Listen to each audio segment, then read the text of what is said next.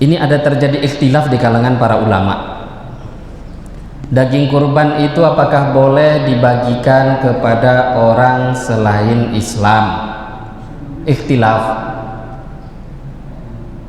Sebahagian ulama mengatakan nggak boleh, tapi ada juga sebahagian ulama lain yang mengatakan boleh tapi makruh. Lah kalau sudah ikhtilaf seperti ini kita sebaiknya cari solusi. Saya ngisi kajian juga di belakang Koki Sunda, Jalan Sudirman. Di sana ada satu masjid Amaliyah.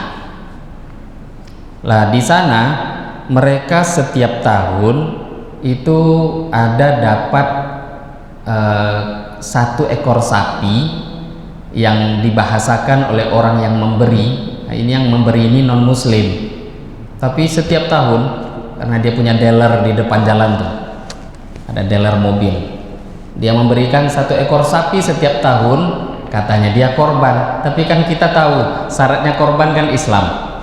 Nah, ini sebenarnya tidak ada masalah menerima pemberian dari orang-orang luar Islam, kan yang nyembelih kita, nggak ada masalah.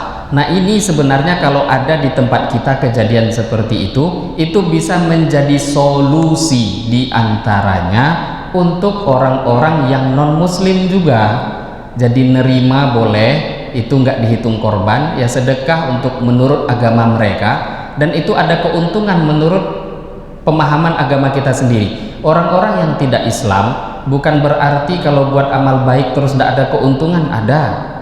Orang-orang yang walaupun tidak Islam, paling tidak kata Nabi, hidup dia di dunia ini jadi mudah, rezekinya jadi mudah. Semua kebaikan-kebaikan orang yang tidak mau Islam itu semua akan Allah balas di dunia ini. Jadi maknanya kalau dia tambah baik, ya tambah mudah rezekinya, umurnya tambah panjang, mungkin tambah sehat dia, rezekinya tambah, itu akan kembali manfaat pada dia juga di dunia ini. Nah jadi itu diantara solusi. Lah kalau daging yang diberikan oleh orang yang bukan Islam itu kan namanya bukan daging korban. Lah daging seperti itu banyak solusi. Macam contoh, kalau di masjid ini ada orang non muslim ngasih, maka bisa jadi solusi. Panitia mau dikasih lebih, mau dimasak, mau diberikan pada non muslim dan lain sebagainya, nggak ada masalah. Kenapa? Itu bukan daging korban, longgar hukumnya.